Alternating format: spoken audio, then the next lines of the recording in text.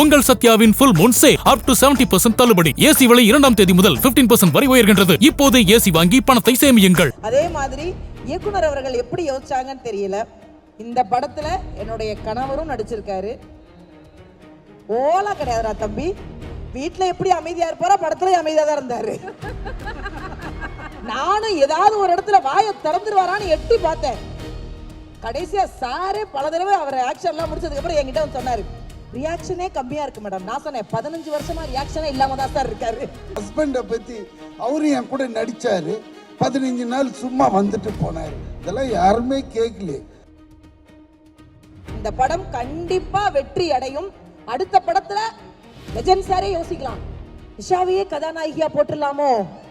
பாத்தீங்களா எங்க சுத்தி எங்க வந்திருக்காங்கன்னு. அந்த நடிகை ஒருத்தர் வந்தாங்களே, அவங்க பேர் என்ன? நிஷா. அரந்தாங்க நிஷா. போயிட்டாங்களா? அப்பா போயிட்டா நிம்மதி. வந்துட்டு படத்தை பத்தியே பேசல. நான் எப்படியாவது அடுத்த படத்துல அவரு கூட ஹீரோயின் ஆகணுமா? ஏங்க ஒரு விவசாய இல்லை.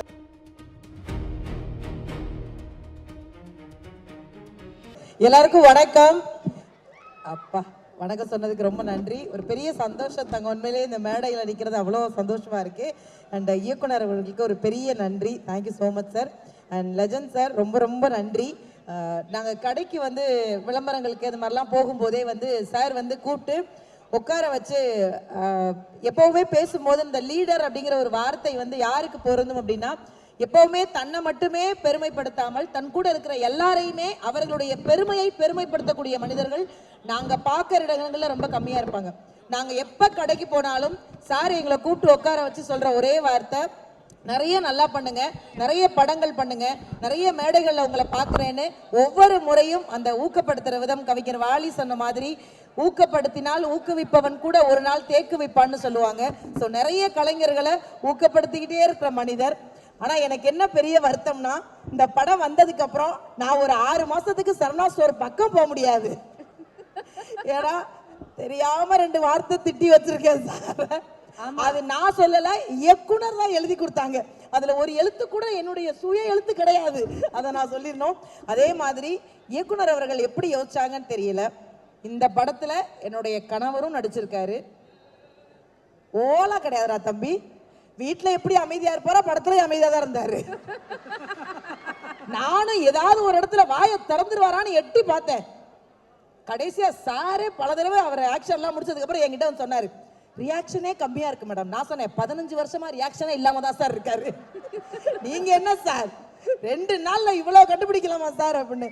அந்த மாதிரி நிறைய ஊக்கப்படுத்திக்கிட்டே இருந்தாங்க. அண்ட் லெஜண்ட் சாரை பற்றி நிறைய விஷயங்கள் வணிகத்துறை சார்ந்து சினிமா துறை சார்ந்து நிறைய விஷயங்கள் சொன்னாலும், நான் பார்த்த விஷயம், நம்ம பார்த்த விஷயம், சரவணா ஸ்டோர் போயிட்டோம் அப்படின்னா எங்களை தாண்டி அங்கே பர்ச்சேஸ் பண்ணி முடிச்சுட்டு சாப்பிட்றதுக்காகவே கடைக்கு வர்றவங்க நிறைய பேர் இருக்காங்க. உணவை மிக குறைந்த விலையில கொடுக்கக்கூடிய ஒரு மனிதர் அவரு. அவங்க ஊர்ல தான் நாங்கள் ஷூட்டிங் போகிறோம். அவர் ஏன் லீடர்னு சொல்றேன்னா, சாரோட ஊர்ல நடிக்கிறவங்களுக்கு சாப்பாடு உண்டு, கூட இருக்கிறவங்களுக்கு உணவு உண்டு. ஆனா அந்த ஊருக்கே உணவு உண்டு அப்படின்னா, அந்த ஒட்டுமொத்த ஷூட்டிங் டேட்லையும் ஷூட்டிங் ஆரம்பிச்சதுல இருந்து முடிக்கிற வரைக்கும் யார் வேணாலும் வந்து சாப்பிடலான்னு சொன்னாங்கல்ல, அள்ளி அள்ளி கொடுத்த கைக்கு சொந்தக்காரர் உண்மையிலேயே லீடர் சரவணா அண்ணன் மட்டும்தான். அதை நான் ரொம்ப சந்தோஷமா நினைக்கிறேன். அண்ட் இங்க இருக்கிற எல்லாருக்குமே ஒரு பெரிய நன்றி. அண்ட் பாக்யராஜ் சார் உங்களுக்கு ஒரு பெரிய நன்றி. And Ghibran sir thank you so much sir. அவ்வளோ அழகா அந்த பாடல் கேட்டேன், ரொம்ப சந்தோஷம். மேடையில் இருக்கிற எல்லாருக்குமே, பெரிய லெஜண்ட்ஸ் எல்லாருக்குமே உங்களுக்கும் ஒரு பெரிய நன்றி. இந்த படம் கண்டிப்பா வெற்றி அடையும். அடுத்த படத்துல லெஜண்ட் சாரே யோசிக்கலாம், நிஷாவையே கதாநாயகியா போட்டுடலாமோ. பாத்தீங்களா எங்க சுத்தி எங்க வந்திருக்காங்கன்னு. இல்ல இப்ப தெரிஞ்சா வீட்லயே அண்ணா அமைதியா இருக்காருன்னு. 15 வருஷம் இல்ல 50 வருஷம் ஆனால் நீங்க மட்டும் தான் பேசுவ, அண்ணா அமைதியா தான் இருப்பாரு. இல்ல செந்தில் சார் கூட யாராவது ஒரு ஆள் தம்பி யோசிக்கலனாலும் இந்த மாதிரி யோசிக்க சொல்லிட்டு போயிடணும்டா தம்பி. நீ வாங்குற இந்த 10-5 பிச்சைக்கு இது தேவைதானா? ஏன்னா நான் படம் எல்லாம் முடிச்சுட்டு சாருக்கு அடுத்த விளம்பரத்துக்கு வந்தப்ப பூவை நான் கொஞ்சம் டிசைனா வச்சுட்டேன். லெஜண்ட் சார் அப்படி திரும்பவும் சொன்னார், வயசான காலத்துல இதெல்லாம் நமக்கு தேவையா? ஸோ அந்த மாதிரி நிறைய பேர் பார்க்காத முகம், நகைச்சுவை உணர்வு, அள்ளி கொடுக்கக்கூடிய குணம், இதெல்லாம் எல்லாமே அவர்கிட்ட இருக்கிறதுனால ஒரு பெரிய சந்தோஷம். மக்கள் மனதில் முழுமையாக இடம் பிடிச்சிருக்காங்க. எல்லாவற்றையும் தாண்டி கல்வியை எல்லோருக்கும் கொண்டு போய் சேர்க்கக்கூடிய ஒரு வள்ளலாக இருக்கிறாங்க. இந்த படம் கண்டிப்பா ஒரு மிகப்பெரிய வெற்றி அடையணும். எங்களை மாதிரி சின்ன சின்ன கலைஞர்களுக்கு இன்னும் நிறைய வாய்ப்பு தரணும் அப்படிங்கிறத இந்த மேடையில பதிவு செஞ்சு எல்லாருக்குமே நன்றி கூறி விடைபெறுகிறேன். நன்றி, வணக்கம். பத்திரிகை சகோதரர்களுக்கும் ஒரு பெரிய நன்றி. Thank you everybody.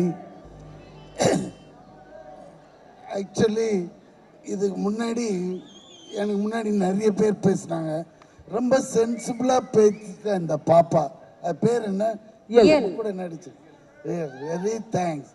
ஏன்னா அழகாக படத்தை பற்றி, சரவணன் சாரை பற்றி, கூட நடித்தவங்களை பற்றி அழகாக அந்த நடிகை ஒருத்தர் வந்தாங்களே, அவங்க பேர் என்ன, நிஷா, அறந்தாங்கி நிஷா. போயிட்டாங்களா? அப்பா போயிட்டா நிம்மதி. வந்துட்டு படத்தை பற்றியே பேசலை.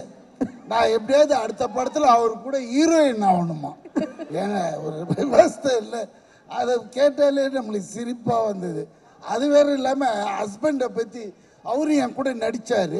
15 நாள் சும்மா வந்துட்டு போனார். இதெல்லாம் யாருமே கேட்கலையே. Okay, will come back to படம். இந்த படம் வந்து உண்மையிலே என்னை டைரக்டர் கூப்பிட்டதுமே எனக்கு ரொம்ப ஹாப்பி ஆச்சு. ஏன் தெரியுங்களா?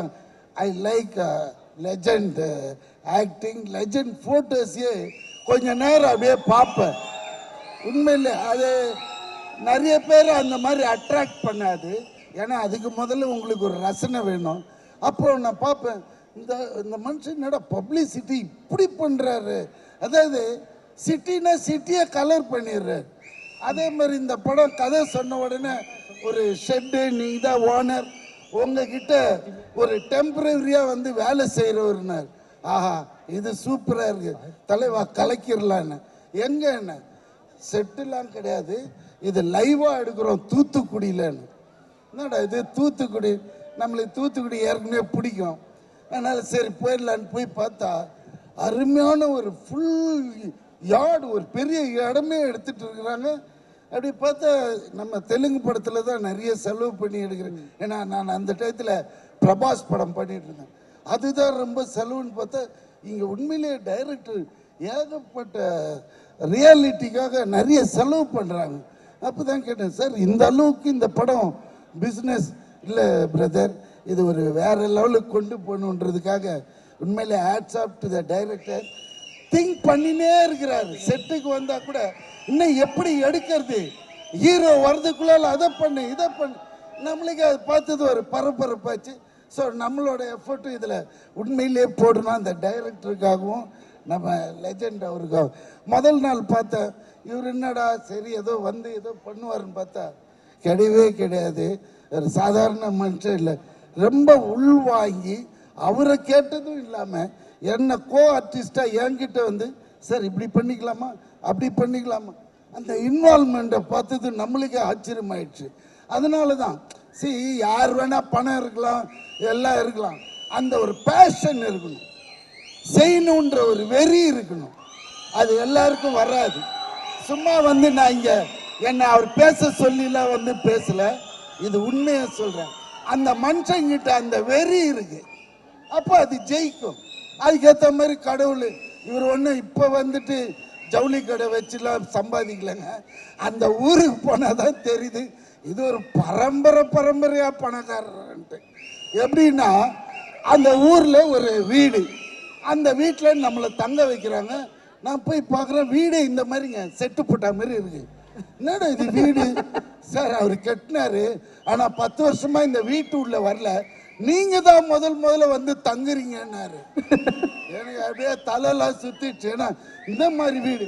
ஆனால் ஒண்ணுங்க, அந்த வீட்டில் அவரோட பெட்ரூம்ல அங்கே போய் படுத்துட்டு இப்படி பார்க்குறேன், ஒன்றும் புரியல. ஆனால் அந்த வீட்டுக்குள்ள அவர் வாழற மாதிரியே கட் அவுட் வச்சிருக்கிறானுங்க, சுற்றி சுற்றி சுற்றி எங்கே போனாலும் அவர் இருக்கிற மாதிரியே இருக்குது. டைனிங் ஹால் போய் பார்க்குறேன், டைனிங் ஹாலில் ஒரு கட் அவுட்டு, பாத்ரூம் ஆண்ட போகிறேன் அங்கே ஒரு கட் அவுட்டு. பயந்துட்டு என்னடா அவர் இருக்கிற மாதிரியே செட் பண்ணிட்டானுங்க அப்படின்னு. அதுக்கப்புறம் மறுநாள் அந்த வாட்ச்மேன் சொல்கிறாரு, எங்கள் ஐயா இது உள்ளே வந்ததே இல்லை, நீங்கள் வந்ததுனால அவர் இந்த வீட்டுக்கு வந்தாருங்க இன்னைக்கு காலையில், ரொம்ப நன்றின்னார். என்னடா இது, இதெல்லாம் உண்மையாக நடந்ததுங்க. நான் பெருசாக அப்போ இவர் வர்றாரு மத்தியானம் ஷூட்டு. என்ன தெளிவா இந்த வீட்டுக்கு வந்ததே இல்லையா? ஆமாங்க வரவே இல்லை வரட்டு. எதுக்கு இவ்வளோ பெரிய வீடு இந்த வில்லேஜில்? இது விஷயம் என்னடான்னா முதல் தெரு கூட்டு போய் காமிக்கிறாரு. இவங்க தாத்தா அது ஏதோ 1926 கட்டியிருக்காரு. அதுவே பயங்கரமாக இருக்குது. சரிங்க பக்கத்து தெருவாங்க எங்கள் அப்பா கட்டியிருக்காருண்ணா. அது பார்த்தா ஒரு 1956 மாடலு.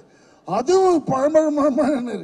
அப்போ நான் கட்டினு இல்லைங்க, அதுதான் 3வது தெருவில் நீங்கள் தங்கியிருக்கீங்களா அந்த வீடு. ஸோ ஒரு மனுஷன் தன்னை பதிச்சுக்கிறான் பாருங்க, அதுதான் ரொம்ப இம்பார்ட்டன்ட். சும்மா வந்தோம் பேசணும் தின்னோம் போனோம்னு இல்லாமல் ஒரு சாதனை இப்படி பண்ணணும், இதையும் பண்ணணும், அதோட எடுத்துன்னு படுத்து மூடிக்கலாம். நம்ம கேட்குறியா இல்லையா? நீ இதெல்லாம் உனக்கு தான் சொல்கிறேன். அது மாதிரி ஒரு சாதனையாளர்னா அது நம்ம லெஜெண்டு தான். அதனால தான் வியாபாரத்துலேயும் பெருசாக இருக்காரு. இது அதுதான் லீடர். வெரி குட், நல்ல டைட்டில். உண்மையிலேயே இந்த படம் பெரிய வெற்றி படமாகவும், அதே மாதிரி ஜிப்ரான் கலக்கிறார் மியூசிக்கில்.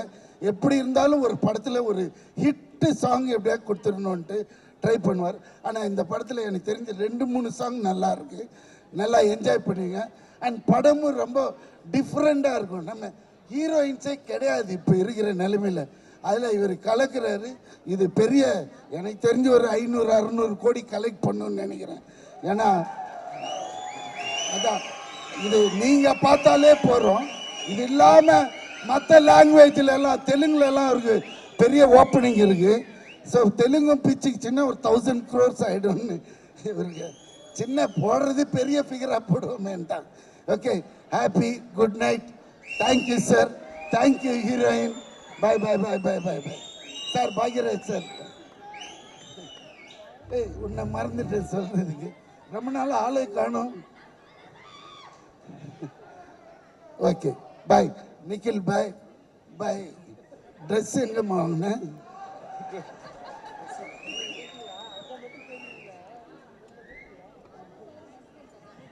ஆக்சுவலாக இந்த பொண்ணை தான் கேட்டேன். ஏன்னா நம்ம பொம்பளைங்கன்னா ரொம்ப ரெஸ்பெக்ட் தருவோம். இவன் ஓடி வந்து கேட்குறேன், என்னை பற்றி கேட்டிங்களா என்னை பற்றி கேட்டிங்களான்னு. அப்படியா கேட்டேன் உங்களை? இல்லை, நீங்கள் அங்கே மட்டும் தான் கேட்பீங்கன்னு தெரியும்னு, வேற எதுவுமே சொல்ல. Thank you thank you. Good night. ஒன்று நான் அப்புறம் பார்க்குறேன். பாய்ல. Thank you so much. ரொம்ப ரொம்ப நன்றி இந்த அழகான நேரத்திற்கும் வார்த்தைகளுக்கும்.